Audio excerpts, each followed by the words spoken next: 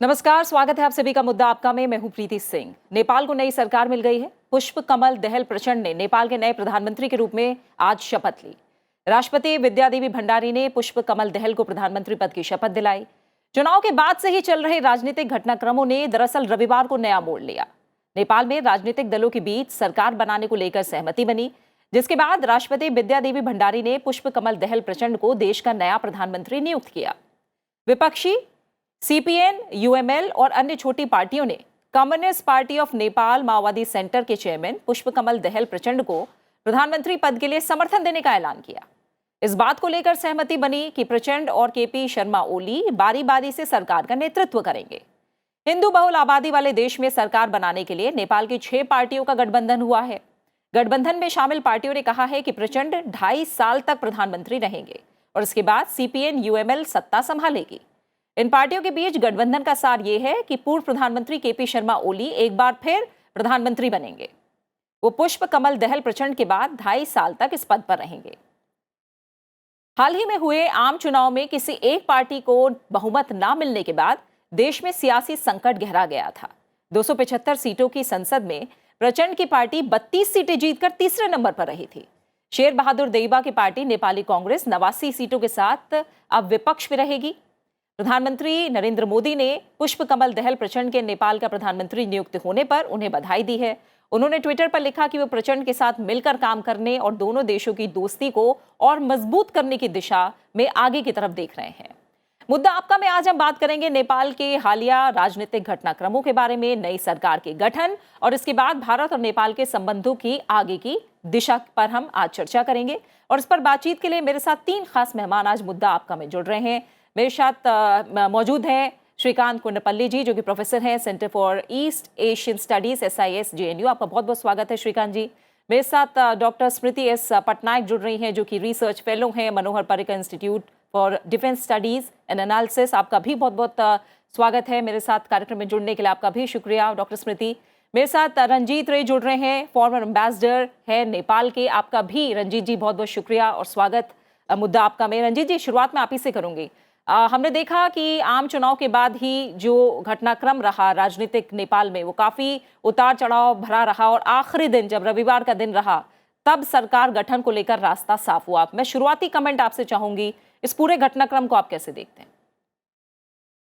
देखिए, काफी कठिन था क्योंकि जिस गठबंधन ने इलेक्शन लड़ा था और जिसके सबसे ज्यादा सीट आए थे वो गठबंधन टूट गया और जो सबसे ज्यादा सीट वाली पार्टी थी नेपाली कांग्रेस, वो अब विपक्ष में बैठेगी। और जो नंबर 2 और 3 की और बाकी छोटी छोटी पार्टीज थी, जैसी राष्ट्रीय स्वतंत्र पार्टी जो नई पार्टी है, रापरापा एक जो राजावादी पार्टी है, इन सब पार्टीज का एक गठबंधन बना है और इन्होंने प्रचंड को चुना है और प्रचंड प्रधानमंत्री बनेंगे। जहां तक भारत का सवाल है, नेपाल के साथ हमारे बहुत घनिष्ठ संबंध हैं और जो भी वहां का प्रधानमंत्री होगा, जो भी सरकार होगी, उसके साथ भारत प्रतिबद्ध है अपना जो कोऑपरेशन हमारा है उसको आगे बढ़ाने के लिए। और प्रचंड, जैसे कि आप जानते हैं, कुछ ही महीने पहले दिल्ली आए थे। उनकी यहाँ पे काफी खैर मकदम हुआ था, लोगों से मिले थे, पॉलिटिकल पार्टी में मिले थे, सरकार से मिले थे। तो प्रचंड जो हैं तीसरी बार प्रधानमंत्री बन रहे हैं, उनसे हमारे बहुत अच्छे कनेक्शंस हैं। और जो उनके अलायंस पार्टनर्स हैं, जैसे केपी शर्मा ओली, वो पूर्व प्रधानमंत्री रहे। ओली जी के कार्यकाल में कुछ उतार चढ़ाव थे, बट बाद में रिलेशंस काफी इंप्रूव हुए। तो मैं समझता हूं कि इस सरकार के साथ भी भारत के अच्छे रिश्ते होंगे। बिल्कुल। श्रीकांत जी, 2015 में संविधान लागू होने के बाद 5 प्रधानमंत्री नेपाल में बदले हैं। जो इस तरह का राजनीतिक घटनाक्रम है और अब सरकार का बदलाव नेपाल के अंदर, आपका नजरिया क्या है इसको लेकर? ये जो कोalition गवर्नमेंट्स अभी तक हुई है नेपाल में, इससे बहुत नुकसान है वैसे नेपाल के जो आर्थिक विषय पर और उनके जो विदेशांग इस पर इतना असर पड़ेगी, क्योंकि एक कंसेंसस उबल के नहीं आ पाएगा बहुत सारे मुद्दे के ऊपर। और कुछ देश वैसे इनको इस्तेमाल भी कर सकती है, जैसे कि जो belt and road initiative projects में चीन का जो इंटरफेरेंस थी नेपाल में, ये शायद बढ़ सकती है और बहुत सारे जो करप्शन इश्यूज भी सामने शायद आएंगे।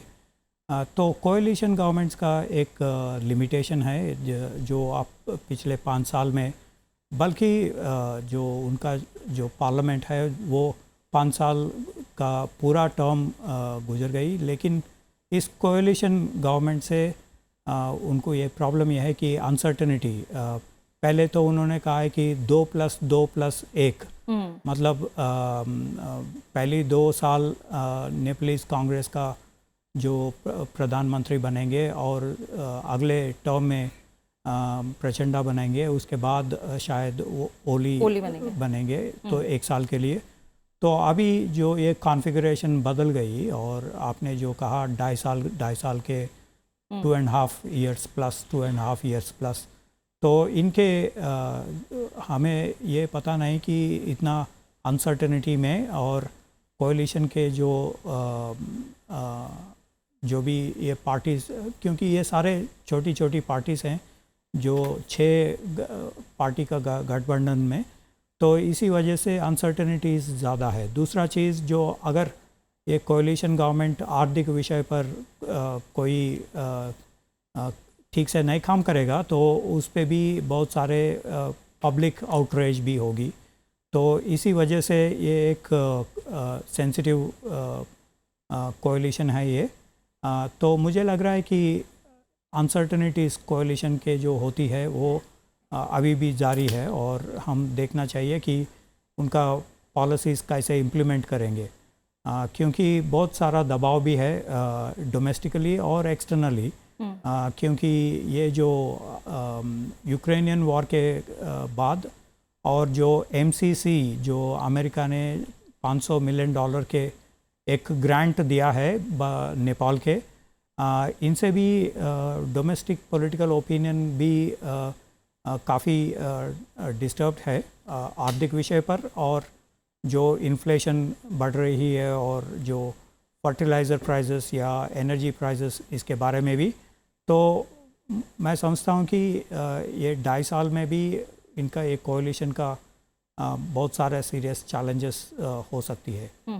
ठीक है डॉक्टर स्मृति पटनायक, जैसे श्रीकांत जी ने भी कहा कि अनसर्टेनिटी जो है वो सबसे बड़ा सवाल है। क्या माना जाए कि ये, हम जानते हैं कि नेपाल सामरिक रूप से, स्ट्रैटेजिकली हम देखते हैं तमाम पहलू हैं जिस वजह से भारत और नेपाल के जो आपसी संबंध हैं वो काफ़ी पुराने भी हैं, काफ़ी अहम भी हैं, और समय के साथ तमाम उतार चढ़ाव भी उसमें हमने देखे हैं। और जिस तरह से प्रधानमंत्री ने भी ट्वीट किया है और आगे की दिशा को लेकर और मजबूत होते संबंधों को लेकर उम्मीद जताई है।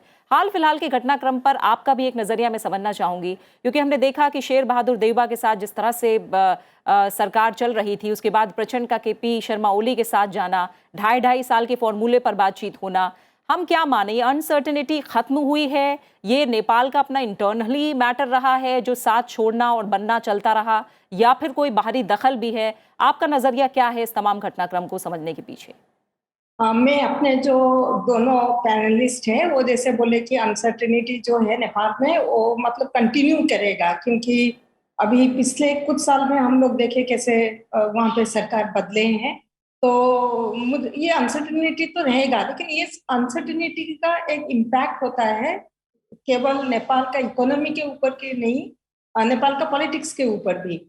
जैसे पिछले दफा जब प्रचंड जी और ओली साहब का जब कोलिशन बनी थी, और हम देखे थे कि पहले ओली साहब के बाद उन्होंने, जब प्रचंड जी का टर्म आने वाला था कि उनको 2.5 साल मिलना चाहिए, तब उनको ओली जी उनको मतलब नहीं दिए, मतलब छोड़े नहीं कि वो प्राइम मिनिस्टर बने। ये एक वजह हो सकती है जिसके लिए इस बार प्रचंड जी ने चाहा कि अगर भी 2.5 साल मुझे बनना है तो मुझे पहले बनना है, बाद में नहीं, क्योंकि वो रिपीटेशन नहीं चाह रहे थे जो 2017 से अभी तक जो सरकार थी UML का पहले जो हुआ था। जैसे आप खुद भी बताया कि हम लोग का इंडिया और नेपाल का हिस्टोरिक सोशल टाइज है, फैमिलियल टाइज है। बहुत सारे लोग ये भी डिस्क्राइब करते हैं कि ये मल्टी लेयर रिलेशनशिप है, जिसमें कि सिर्फ पॉलिटिकल पार्टीज वो दोनों के बीच में सिर्फ संपर्क नहीं है, आपका जो जैसे रॉयल फैमिलीज के बीच में, जैसे आपका आर्मीज हो रहे हैं, आर्मी के बीच में, लोगों के बीच में, ये जैसे ओपन बॉर्डर है, ओपन बॉर्डर में कोई पाबंदी नहीं है, मतलब स्टेट का कोई पाबंदी नहीं रहता है, जो कभी जब कभी चाहता है वो बॉर्डर क्रॉस कर सकता है। तो इसीलिए मतलब ये एक है पीपल ओरिएंटेड बॉर्डर है, जहाँ पे लोग मतलब खुद आना जाना कर सकते हैं, जो स्टेट के ऊपर डिपेंड नहीं है अपना रिलेशनशिप के लिए। लेकिन पॉलिटिकल अनसर्टेनिटी अगर होगा, उसका इकोनॉमी के ऊपर एक दबाव रहेगा।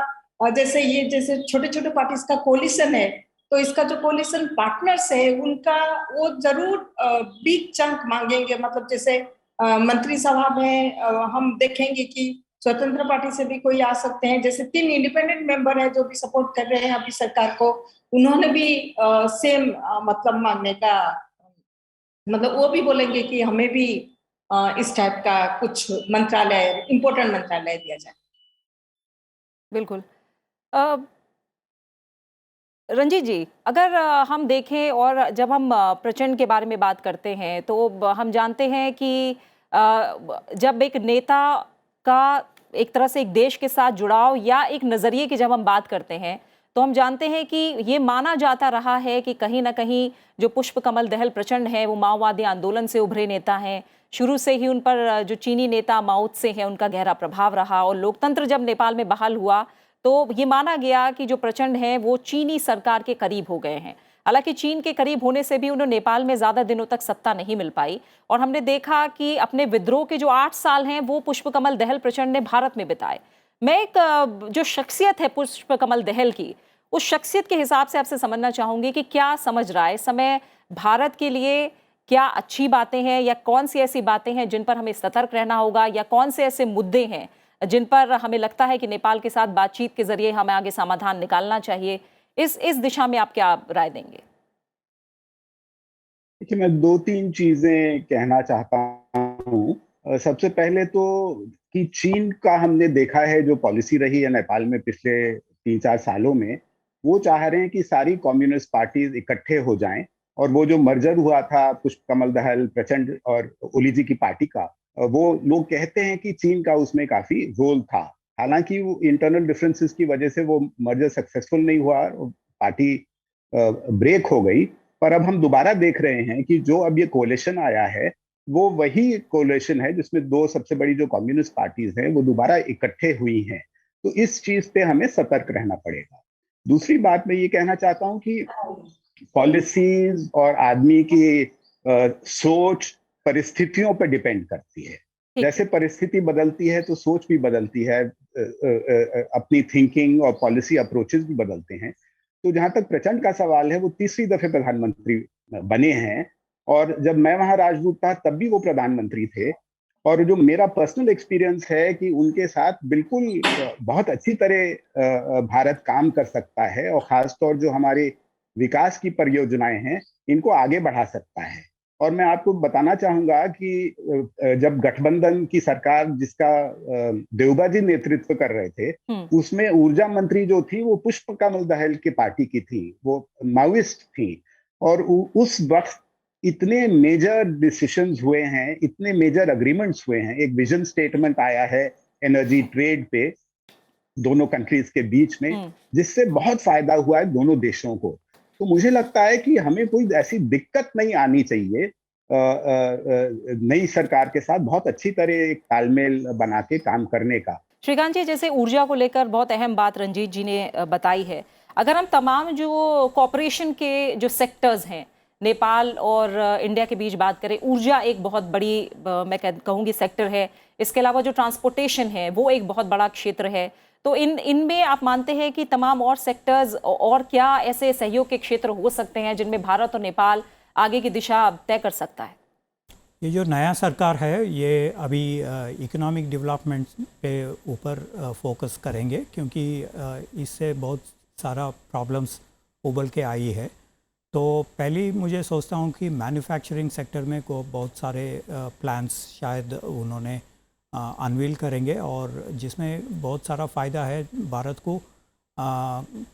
जो मैन्युफैक्चरिंग सेंटर्स लगाने, कंस्ट्रक्ट करने के लिए, कोशिश करने के लिए एक चीज़। दूसरा जो आपने एनर्जी सेक्टर तो कहा, इस पे कुछ नेपाल के जो कैपेसिटी डेवलपमेंट कुछ 80,000 मेगावाट का है, अगर उनके जो हाइड्रो इलेक्ट्रिसिटी प्रोजेक्ट्स या दूसरे जो सोलार विंड अगर हम ये पूरा टैप कर सकते हैं तो बहुत सारे इसमें फ़ायदा है।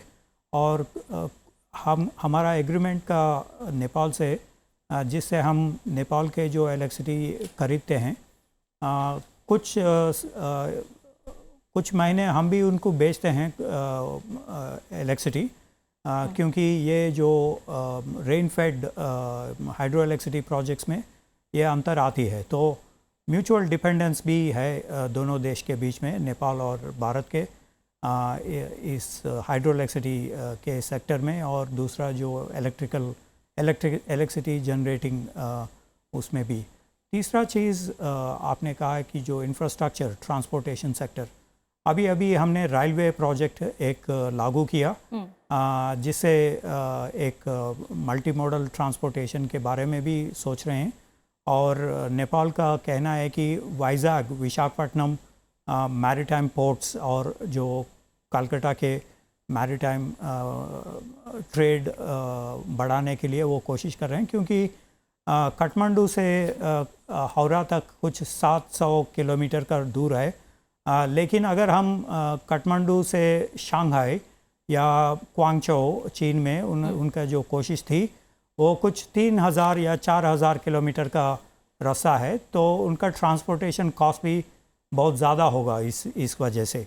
वैसे ही कोविड के वजह से ये 3 साल में चीन ने पूरा तोतापानी या केरोंग या दूसरा जो बॉर्डर पोस्ट को बंद कर दिया था, जिससे बहुत नुकसान हुई नेपाल को, क्योंकि नेपाल के जो बॉर्डर ट्रेड थी वो सारा बंद हो गया, और जो ट्रांसपोर्टेशन लिंक्स भी बंद होने से टूरिज़्म वगैरह भी बहुत नुकसान हुई। तो नेपाल ये भी सोचते हैं कि वाइज़ाग या कोलकाता के जो मैरीटाइम कनेक्टिविटी इनको बढ़ाने के लिए तो ये तीनों सेक्टर्स में मैन्युफैक्चरिंग, इलेक्ट्रिसिटी और ट्रांसपोर्टेशन, जिसमें हम बहुत कोशिश कर सकते हैं इंटरडिपेंडेंस बढ़ाने के लिए दोनों देश के बीच में। ठीक है। डॉक्टर स्मृति पटनायक, आपको लगता है कि हाल फिलहाल जो भी घटनाक्रम रहे हैं, और जैसे मैंने कहा जो तमाम उतार चढ़ाव हाल के दौरान रहे हैं भारत और नेपाल के संबंधों में, उसके बाद क्या भारत को कोई स्ट्रैटेजी बदलने की ज़रूरत है अपनी? हम जानते हैं कि ये माना जाता है कि प्रचंड जो है वो चीन के थोड़ा ज़्यादा करीबी हैं, लेकिन हम ये भी जानते हैं कि केपी ओली की सरकार में जब प्रचंड का समर्थन था, 2021 में जब प्रधानमंत्री केपी ओली की वजह से भारत और नेपाल के बीच विवाद हुआ तो प्रचंड ने उनसे समर्थन वापस लेने का ऐलान किया था। हम ये तमाम जो चीज़ें हैं इनको हम कैसे देखें, और क्या आपको लगता है कि किसी तरह की स्ट्रैटेजी बदलने की ज़रूरत है क्या फिलहाल हमें? अभी फिलहाल तो जैसे एम्बेसडर राय ने बताया कि चाइना का क्या रवैया रहेगा, चाइना का क्या अप्रोच रहेगा ये सरकार के मतलब इकट्ठे रहने का, क्योंकि जैसे हम पॉलिटिकल इंस्टेबिलिटी का बात किए थे, बीच में हम देखे थे कि चाइना कैसे दोनों कम्युनिस्ट पार्टी को एक साथ लाने का ओपनली कोशिश किया। तो अगर कुछ अनबन हुई प्रचंड और केपी शर्मा ओली के बीच में, क्योंकि ये सरकार तो अभी मतलब उन लोग का जो कॉमन मिनिमम प्रोग्राम क्या है किसी को पता नहीं, ऐसे कोई एग्रीमेंट अभी तक मतलब आया नहीं। लेकिन जैसे अभी अगर वो एग्री करते हैं कि 5 साल अभी सरकार चलेगी, उसके बीच में अगर कोई प्रॉब्लम होगा, हम लोग को ये देखना होगा कि चाइना किस टाइप का रोल प्ले कर रही है, क्योंकि नेपाल एक जगह है जहाँ पे चाइना बहुत ओपनली पॉलिटिकल पार्टीज को जैसे दोनों पॉलिटिकल पार्टीज को एक साथ लाने का कोशिश की है। दूसरे साउथ ईस्टर्न स्टेट में जब चाइना इंटरफियर करती है इंटरनल अफेयर्स में, वो थोड़ा सटल मैनर में करती है, लेकिन नेपाल में एकदम ओपनली चाइना की इंटरफेरेंस था। तो उसको देख के, और बाकी सेकंड चीज है कि हम लोग का सिक्योरिटी रिलेशनशिप भी बहुत स्ट्रांग है। ऊपर जैसे मैंने बताया कि दोनों देश के बीच में ओपन बॉर्डर है, और ओपन बॉर्डर को लेके मतलब कुछ सिक्योरिटी चैलेंजेस भी है। तो हम लोग को ये भी देखना है कि जो अभी का जो सरकार आया, मतलब प्रचंड जी का सरकार, उनका क्या अप्रोच रहेगा ये ओपन बॉर्डर, और क्योंकि उनके जब माओइस्ट इंसर्जेंसी जब चल रही थी, उनका बहुत सारा जो डिमांड था 40 के करीब डिमांड, उसमें बहुत सारा डिमांड ऐसे थी जो कि इंडिया के खिलाफ में थी। लेकिन ये एक चीज है कि over the period of time वो भी खुद अपना जो रिलेशनशिप इंडिया के साथ बनाए हैं, ये नहीं चाहेंगे कि ऐसा कुछ करे जो कि उनके लिए मतलब उनके सरकार के लिए प्रॉब्लम होगा, क्योंकि उनका इकोनॉमिक लिंकेजेस सारे तो इंडिया के साथ अभी ही है। मतलब फ्यूचर में कब वो उनका चाइना के साथ जो रिलेशनशिप रहे, जो ट्रांजिट ट्रीटी साइन किए थे ओली जी ने 2017 में, वो ट्रांजिट ट्रीटी अभी तक तो मतलब इम्प्लीमेंटेशन थोड़ा डिफिकल्ट है, क्योंकि टेरेन भी ऐसा है। तो इसीलिए हम लोग को ये देखना है कि किस टाइप का उनका अप्रोच रहेगा चाइना के प्रति। और इंडिया का जितना सारा प्रोजेक्ट है, तो वो प्रोजेक्ट जैसे बहुत सारे प्रोजेक्ट डिले हुए थे, तो ये वाला प्रोजेक्ट कितना वो अहम देते हैं, कितना फोकस मतलब उसको मतलब इम्प्लीमेंटेशन करने के लिए सरकार का जो कोऑपरेशन चाहिए वो कोऑपरेशन कितना चल रही है। और लास्ट चीज मैं ये भी बोलूंगी कि जैसे हम लोग ट्रांजिट का, मल्टीमोडल ट्रांजिट का बात कर रहे हैं, लेकिन बहुत सारा पेपर वर्क जो है वो अभी जब तक नहीं होगा, आप मल्टीमोडल ट्रांजिट मतलब नेपाल को अब देने के बाद भी उसको इम्प्लीमेंट नहीं कर पाएंगे। मतलब मल्टीमोडल ट्रांजिट में ये होता है कि किस टाइप का आपको पेपर चाहिए, आपका ट्रक ड्राइवर को किस टाइप का पेपर वो लेके जाएंगे। अगर वो मतलब इंडिया में अगर एक नेपाली ट्रक ड्राइवर अगर एक्सीडेंट करता है, तो मतलब उसका कौन सा रूल या कौन सा लॉ के हिसाब से उनका ट्रायल होगा। जब तक ये जो पेपर वर्क का जो प्रॉब्लम है, जब तक वो सॉल्व नहीं होगा, मल्टीमोडल ट्रांजिट करके भी वो इम्प्लीमेंटेशन बहुत डिफिकल्ट होगा। एक तो है बीबीआईएन के अंदर भी मल्टीमोडल ट्रांजिट है, लेकिन हम लोग ये पेपर वर्क अभी तक कोई we have not agreed for a formula कि कैसे हम लोग उसको इम्प्लीमेंट करेंगे, जिसके तहत मतलब हम लोग जितना इंडिया और नेपाल रिलेशनशिप जितना हम आगे लेने का सोच रहे हैं, उतना आगे हम नहीं ले सकते हैं। ये सारा चैलेंजेस जो रही है, हम ये चैलेंजेस कैसे मुकाबला कर रहे हैं उसके ऊपर डिपेंड करेगा हमारा रिलेशनशिप कैसे बनेगा अभी का जो नेपाल के सरकार। रंजीत जी, जैसे अभी डॉक्टर स्मृति पटनायक ने भी कहा, वो मल्टी मॉडल ट्रांजिट को लेकर पेपर वर्क में जो दिक्कतें हैं, जो रूल्स पॉलिसी लॉ होने चाहिए, उनमें उतनी ट्रांसपेरेंसी नहीं है, या कहें ठोस आधार पर उस तरह से आगे नहीं बढ़ पाए जितनी तेजी से उन्हें आगे बढ़ना चाहिए। तो आपको लगता है कि अगर अब एक लेवल तक तो हमारे संबंध रहे हैं और काफी पुराने भी हैं, रोटी बेटी का संबंध नेपाल और भारत के बीच में कहा जाता है, लेकिन अगर अब हमें उसे अगले दौर में एक नई दिशा की तरफ ले जाना है, तो ये छोटे छोटे जो अड़चने हैं उन पर जाहिर तौर पर ध्यान देना होगा, आप मानते हैं? नहीं, बिल्कुल ध्यान तो देना ही होगा, पर मैं थोड़ा ऑप्टिमिस्टिक हूँ। ये जो उन्होंने कहा कि इस तरह की टेक्निकल प्रॉब्लम्स हैं, पेपर वर्क नहीं हुआ है, ये सारी प्रॉब्लम सुलझाई जा सकती हैं। तो हमें अपने दोनों देशों के बीच के रिलेशनशिप में विजन एक लाना चाहिए, और विजन वो है, और वो ये विजन है कि हमारा सब रीजन जो है, जिसको हम बांग्लादेश, भूटान, इंडिया, नेपाल कहते हैं, तो इसमें एक्सपोर्ट, इंपोर्ट, ट्रैवल, ट्रांसपोर्टेशन बिना बाधा के ये होना चाहिए, ताकि ये चारों कंट्रीज इस कोऑपरेशन से बेनिफिट कर सके। और मुझे लगता है कि इसमें हम लोगों ने बहुत प्रोग्रेस किया है, क्योंकि आप कनेक्टिविटी इनिशिएटिव देखिए, रेल बन गई है और प्रोजेक्ट्स हो रहे हैं, इंटीग्रेटेड चेक पोस्ट बन गए हैं, सड़कों का निर्माण हो रहा है, मोटर व्हीकल अग्रीमेंट हुआ है, तो बहुत चीजें हुई हैं। और ऊर्जा में तो खास तौर पे अब भारत ये भी राजी है कि नेपाल जो है भारत के थ्रू बांग्लादेश को ऊर्जा बेचेगा। तो एक रीजनल मार्केट हम अपनी आंखों के सामने देख रहे हैं, और मुझे लगता है कि इसी दिशा में हमें जाना है। और जहां तक इम्प्लीमेंटेशन वगैरह की दिक्कतें हैं, इनको ऑब्वियसली रिजॉल्व करना है, बट जो पॉलिटिकल कमिटमेंट है, मुझे लगता है कि ये हमारे दोनों कंट्रीज की पॉलिटिकल लीडरशिप का बड़ा क्लियर कमिटमेंट है कि जो हमारा रिलेशनशिप है उसको एक नए डायमेंशन में ले जाना है। और एक चीज मैं और यहाँ कहना चाहता हूँ, जिसका भी जिक्र नहीं हुआ है, वो जो है डिजिटल इकोनॉमी की जो बात है, जिसपे इंडिया ने काफी तरक्की की है। तो ये जो डिजिटल इकोनॉमी है, अगर हम बांग्लादेश, भूटान और नेपाल को भी इसमें इंक्लूड करें, तो मुझे लगता है कि बिल्कुल एक सीमलेस कनेक्टिविटी हो जाएगी, export, import, trade, communication, travel, tourism.